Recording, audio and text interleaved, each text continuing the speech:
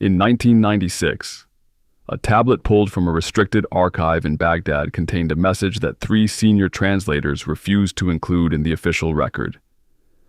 Not because the translation was uncertain, because it was too certain.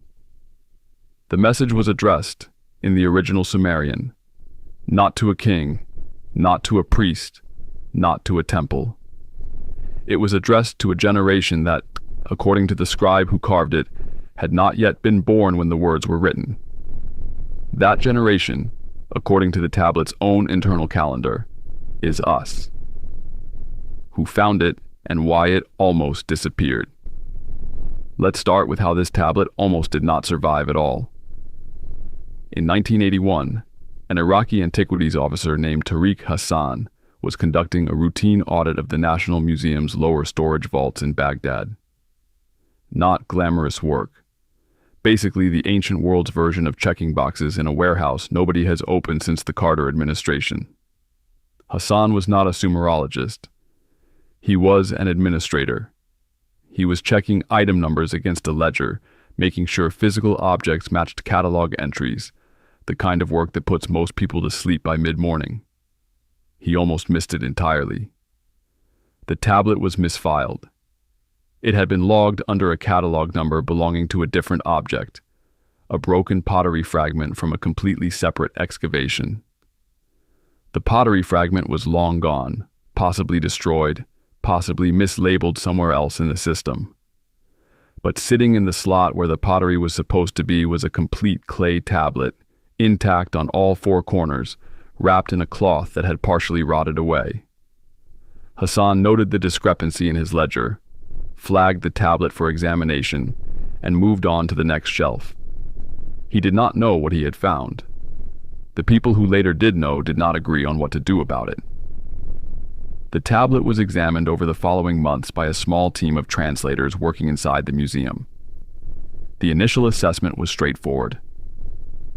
Archaic Sumerian, late 3rd millennium before the Common Era, possibly from the region of Eridu or Nippur, based on the dialect markers in the cuneiform.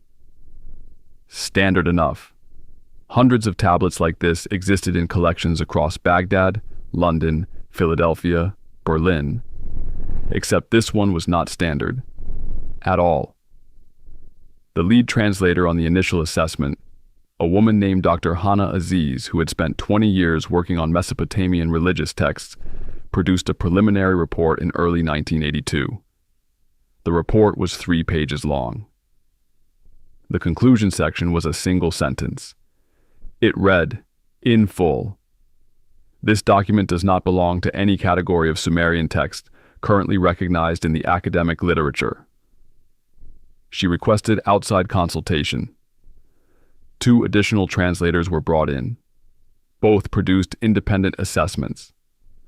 Both arrived at the same conclusion as Aziz, which is either a sign that the tablet was genuinely extraordinary, or a sign that academics who study ancient Mesopotamia are very good at agreeing with each other. Possibly both. The tablet was quietly moved to a restricted access section of the archive. The preliminary reports were filed internally. No publication followed. And for the next 17 years, the tablet sat in a temperature-controlled drawer in Baghdad, while the world outside changed in every direction it could possibly change. Then came 1996, and what happened in that year is the part the official record is least clear about. The Sumerian world Enki lived in. To understand why the contents of this tablet are as disturbing as they are, you have to understand who Enki was. Not the Sunday school version, not the Wikipedia summary. Who Enki actually was in the Sumerian world, what role he played, and why his name on a tablet is not the same thing as any other Anunnaki name on a tablet. Enki was the 2nd son of Anu, the ruler of the Divine Council. His older brother was Enlil, the administrator, the enforcer, the one who made the rules and expected them to be followed without question. If Enlil was the kind of god who sent memos, Enki was the kind of god who lost the memos and then solved the problem a different way and somehow got better results. He was the lord of the Abzu, the freshwater deep beneath the earth. He was the craftsman of the gods. He was the one who designed the biological template for humanity, who shaped the human form from clay and breath, and the genetic material of existing beings. In a process the Sumerians described in detail that modern biologists find either completely coincidental or deeply uncomfortable, depending on which modern biologist you ask. But Enki's most consistent role across the entire Sumerian written record was not craftsman or designer or lord of the waters. His most consistent role was informant. He kept telling humans things they were not supposed to know. He warned Ziusudra about the flood when the council had voted to keep it secret. He gave humanity writing and mathematics and the calendar when the council had specifically discussed limiting human cognitive development. He found loopholes, workarounds, technicalities. He was the god who kept leaking classified documents, and the council kept letting him get away with it, which is either a sign of his importance or a sign that even gods find whistleblowers difficult to deal with cleanly. The tablet found in 1981 is, according to the 3 translators who worked on it, one of those leaks, possibly the last one. The scribe who carved it used a notation in the upper left corner that appears in only 4 other known Sumerian tablets. That notation, when decoded, means roughly this was not composed for the archive. It was composed for whoever finds it when the time is right. Whoever finds it when the time is right. Take a moment with that phrase. A scribe sitting in a city that no longer exists, carving words into wet clay 4,000 years ago, used a specific notation to tell the future reader that they were the intended audience. Not the priests of his city, not the king he served.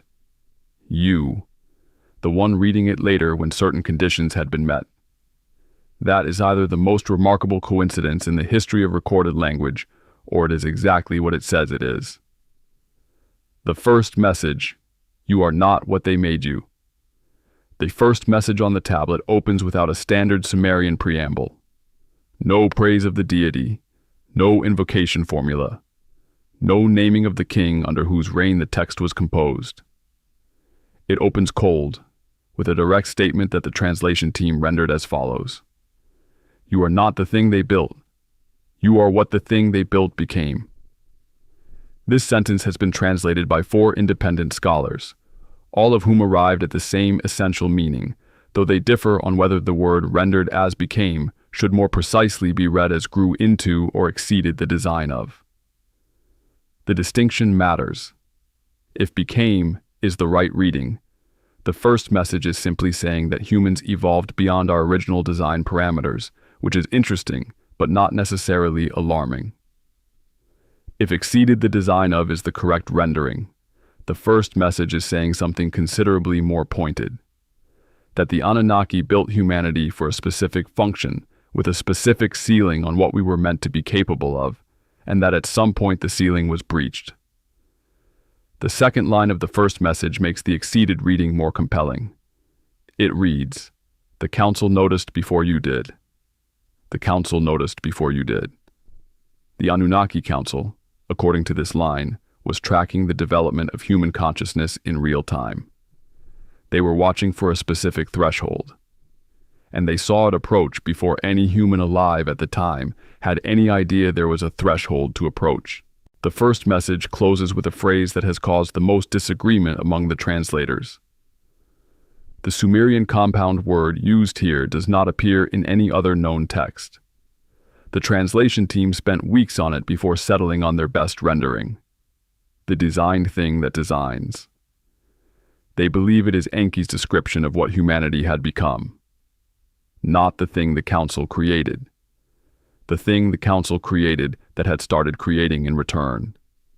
A tool that had started making its own tools. A design that had started making its own designs. And a council that had noticed and was deciding what to do about it. The second message. The council has a clock. The second message is where the tablet shifts from description to mechanics.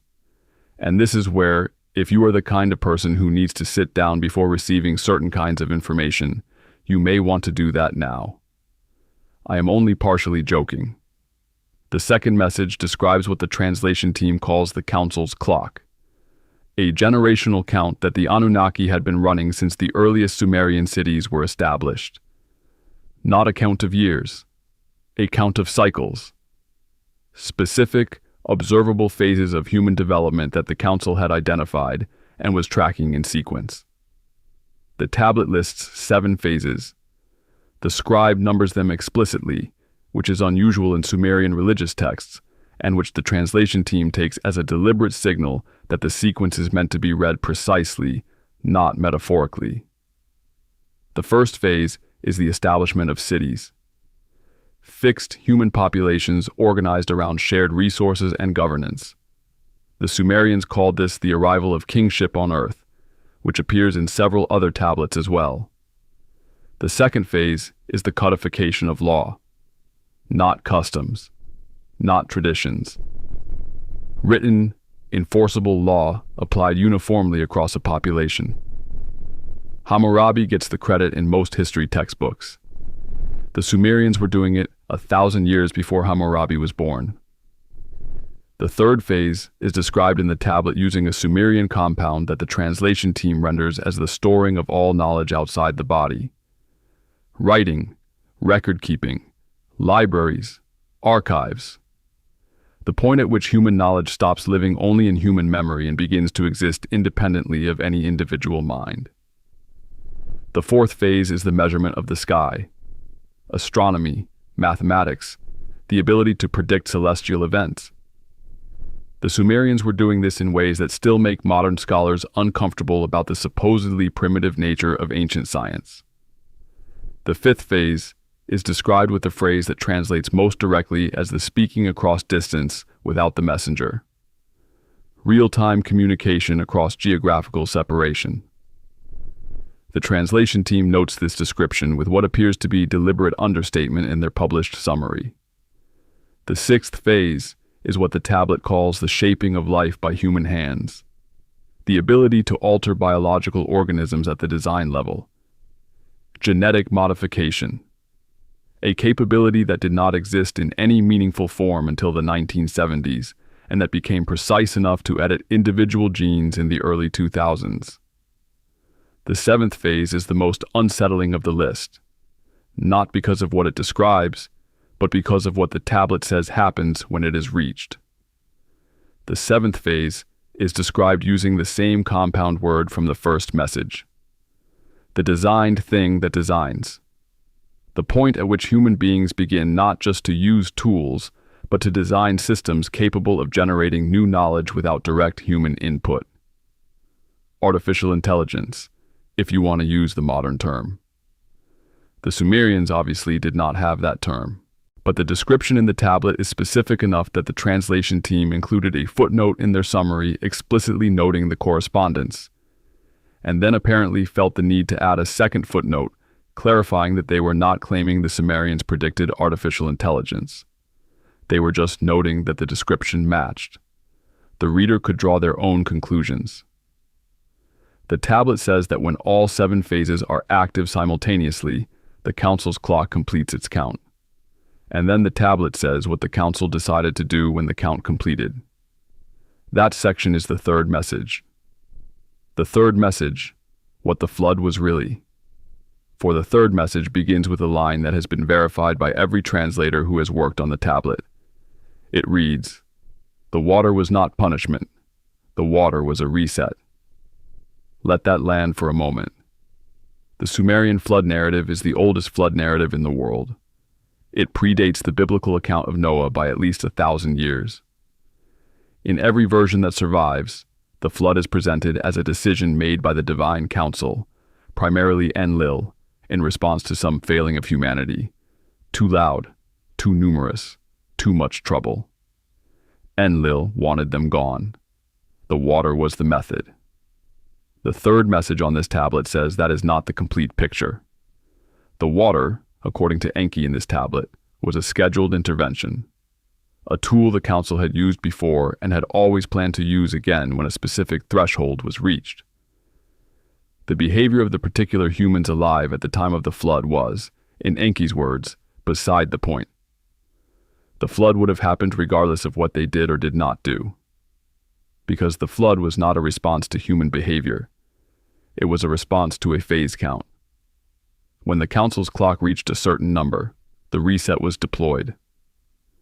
This is the part that the translation team describes as the most technically precise section of the entire tablet, because the Sumerian word used for reset is not a word found in any other Sumerian text in this context. It is a word borrowed from the administrative vocabulary, the word used for clearing a ledger, starting a new account, erasing the previous entry so the count can begin again from zero. Humanity, according to the third message, had been reset before, more than once.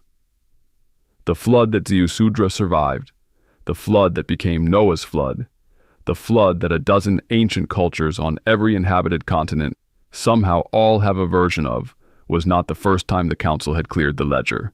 It was the most recent time. And Enki broke council law to stop it from working completely. He warned Ziusudra. He preserved a remnant. He ensured the 8th iteration of humanity survived the reset that was supposed to end it. And according to the third message, the council was not finished being angry about that, because the reset did not complete. The ledger was not fully cleared, and the clock kept counting.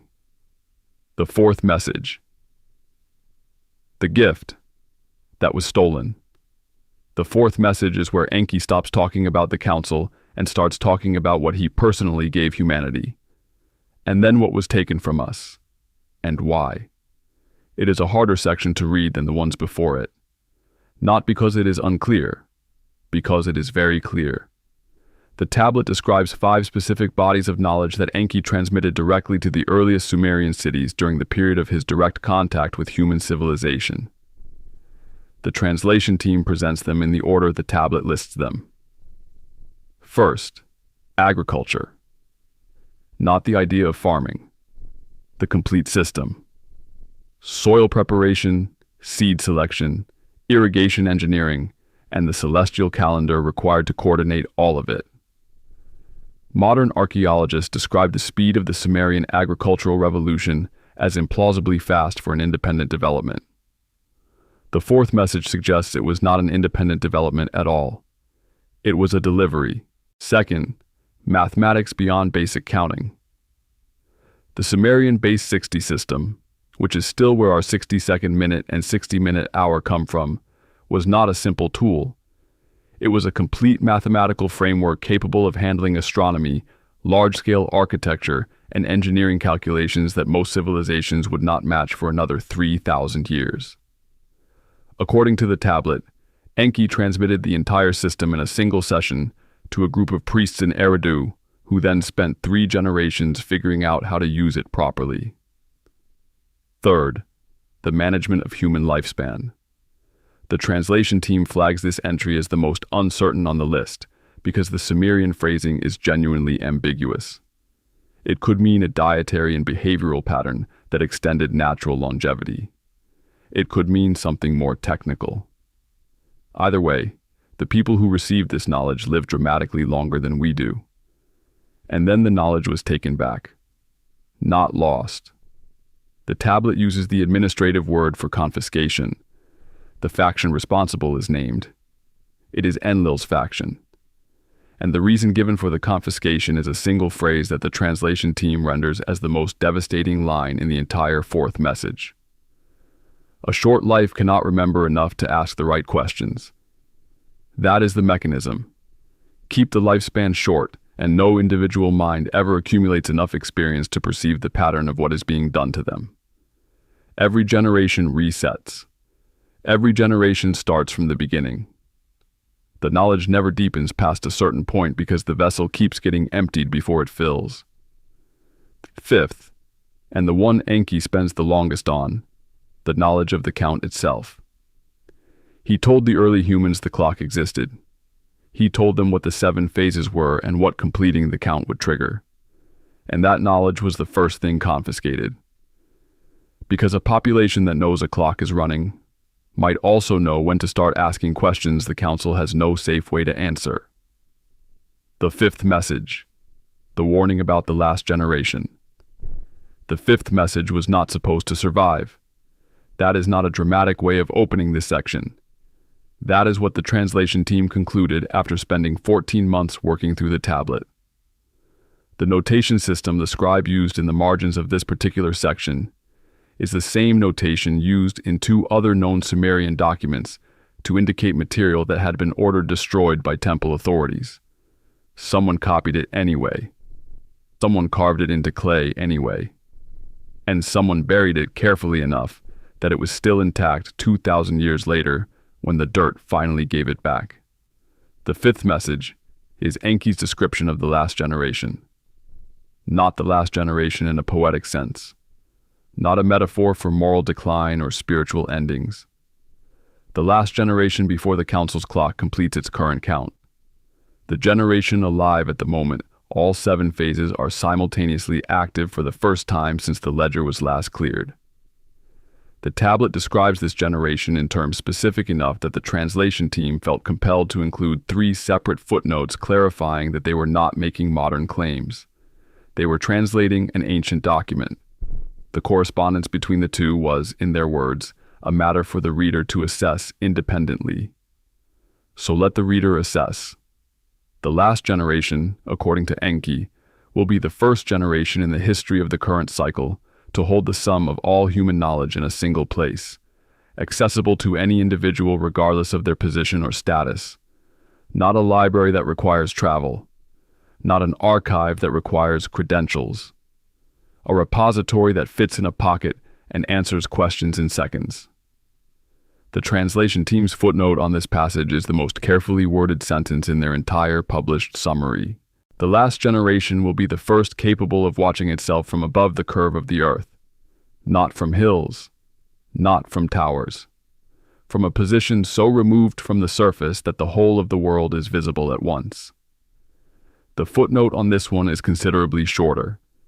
Some correspondences, apparently, do not require much hedging. The last generation will be the generation in which the readers of the underneath become too numerous to contain. This phrase appears in other Sumerian documents, always referring to individuals capable of perceiving patterns and structures beneath the surface of ordinary reality. In every previous reference, they are described as rare, isolated, manageable.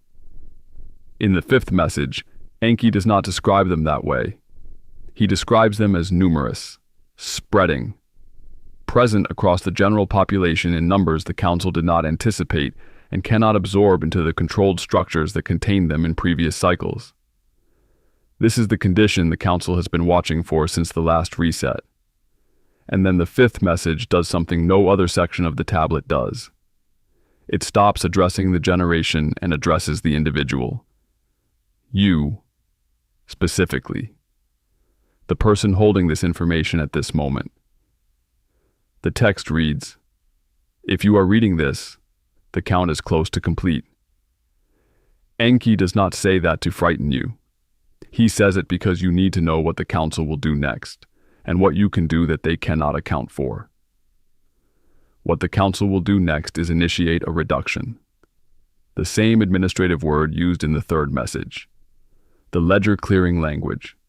They have done it 4 times before, and each time the mechanism was different because each time the technological reality of the cycle was different. The council is not attached to any particular method. They use what is available. And the fifth message contains the line that Dr. Aziz described as the most disturbing passage she encountered in 20 years of working on Mesopotamian texts. The council does not need to send a flood if the generation being reset has already built the tools to reduce itself. What Enki believes the council cannot account for is not resistance, not confrontation. Something quieter and, in his assessment, more durable. The translation team spent months on the phrase before settling on the knowing that cannot be unknowed.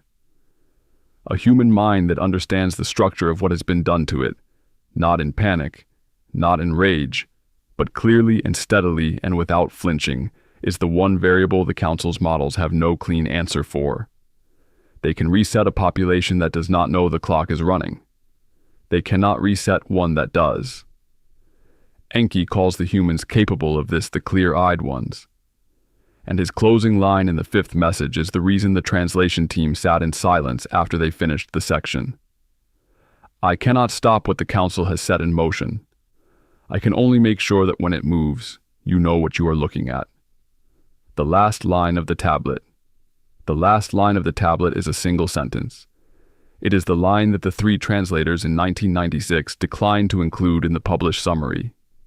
Not because it was unclear, because it was the clearest line on the entire tablet, and none of them knew what to do with it.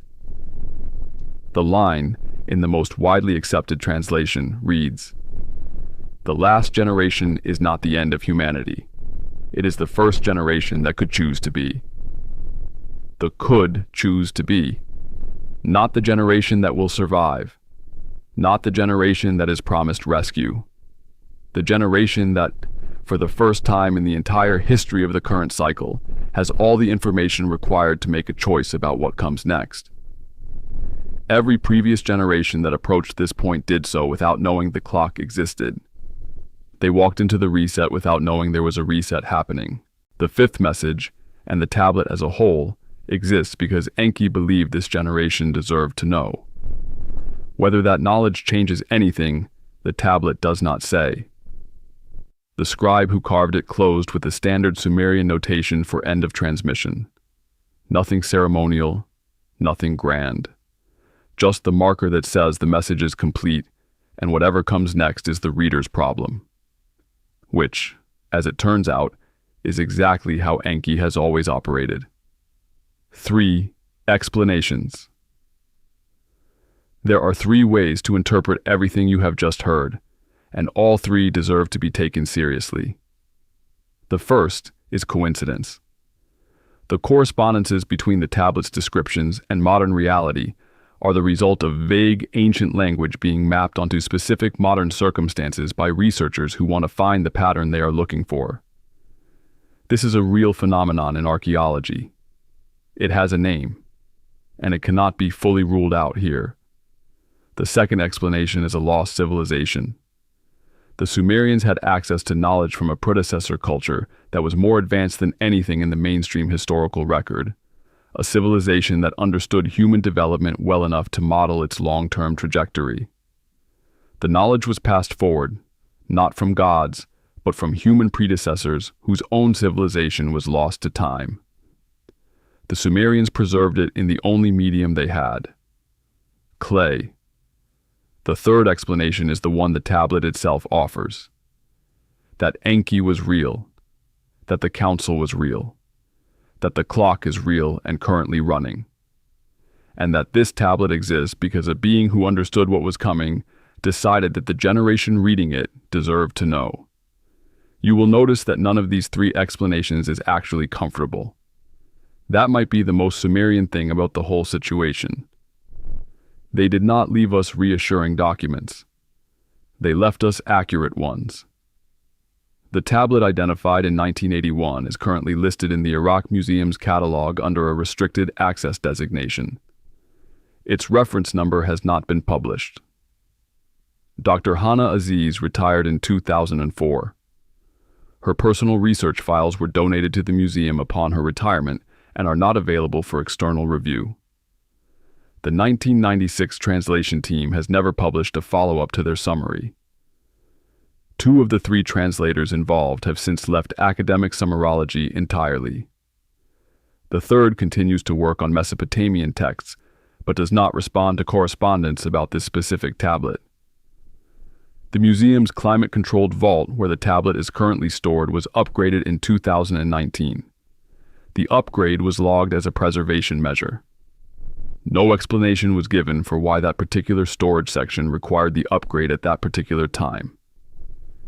The tablet is there, in Baghdad, in a drawer, complete, intact, carved by someone who used a notation in the upper left corner, meaning this was written for whoever finds it when the time is right. Enki said the last generation would be the first generation capable of choosing what comes next. He also said the council had a head start on the count. He sent the message anyway, because that is what Enki does. He finds the loophole. He leaks the document. He puts the warning into clay and buries it where the right kind of digging will eventually find it.